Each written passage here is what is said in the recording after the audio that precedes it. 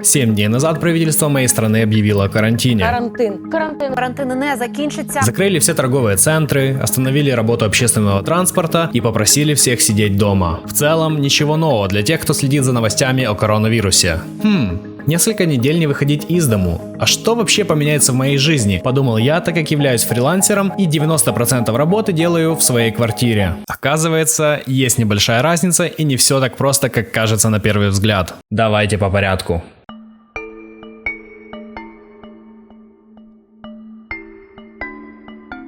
Главное отличие карантина от моей привычной жизни – это невозможность выйти в магазин за любой мелочью. Раньше, как минимум один раз в день, в голове у меня либо у моей невесты появлялась навязчивая идея купить что-то в продуктовом магазине.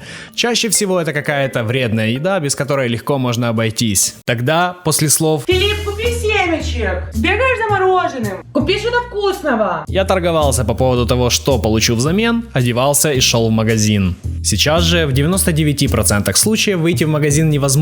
Чисто технически это сделать можно, но не стоит. Мы закупаемся один раз в неделю и не выходим из дому вообще. Исключением является поход за молоком раз в 3 дня, так как за это время оно в любом случае успевает испортиться. Для этого мы надеваем целый импровизированный костюм химзащиты. В нашем случае это спортивная одежда, которая по приходу сразу стирается, одноразовые перчатки, респиратор типа FFP3 и очки. Все это, чтобы выскочить на 5 минут под дом за литром молока. Иди своей дорогой, сталкер. Ну там мусор. Да выделывалась?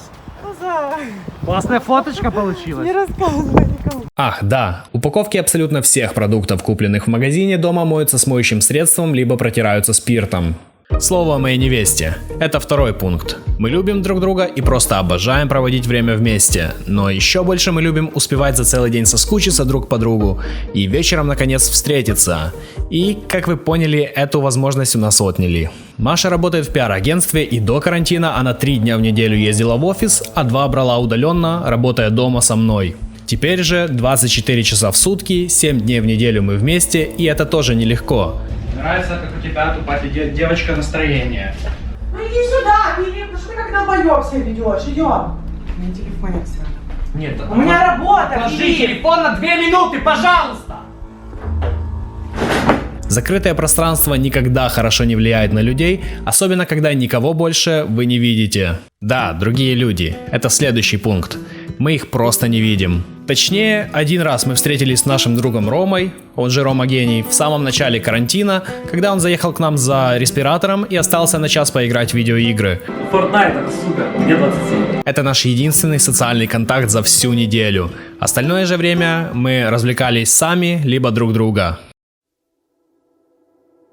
Чтобы не сойти с ума, мы старались каждый вечер проводить досуг по-разному. Мы смотрели фильмы и сериалы, учились танцевать вальс, ели, играли на видеоигровой гитаре, играли на настоящей гитаре, читали книги, ели, пили пиво, ели, играли на приставке, играли на компьютере, ели и еще раз ели. Мы действительно очень много ели, именно поэтому я отнес этот процесс к досугу. В целом, как вы и сами знаете, в наше время развлечений в квартире предостаточно, но чтобы оставаться продуктивным, нужно вводить распорядок дня.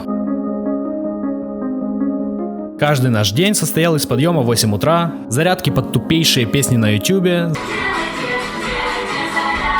завтрака, работы, обеда, работы, ужина и досуга, которые мы старались чередовать. В 11:30 вечера мы уже все выключали и ложились, и на следующее утро все по-новому. Честно говоря, не скажу, что такой день сурка заставляет сходить с ума. Скорее наоборот. Структурирование дел и четкое расписание дня позволяет сделать больше и меньше времени тратить на прокрастинацию.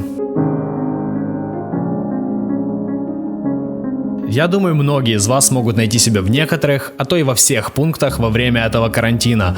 А если вы еще не сидите дома, я вас прошу, прислушайтесь и начните это делать. Да, вы можете не быть в группе риска, но это не значит, что вы не подцепите эту дрянь и не перезаражаете кучу других людей. И вообще, с каких пор люди стали ставить работу и еще менее важные дела выше собственной жизни и жизни родных? Мы можем спасти мир, просто лежа на диване. Что может быть проще? Так давайте станем этими героями. Сидите дома, чаще мойте руки, и о всех вас еще напишут в учебниках по истории. Поставьте лайк, если вам было хоть немного интересно. Обязательно напишите в комментариях, сидите ли вы на карантине.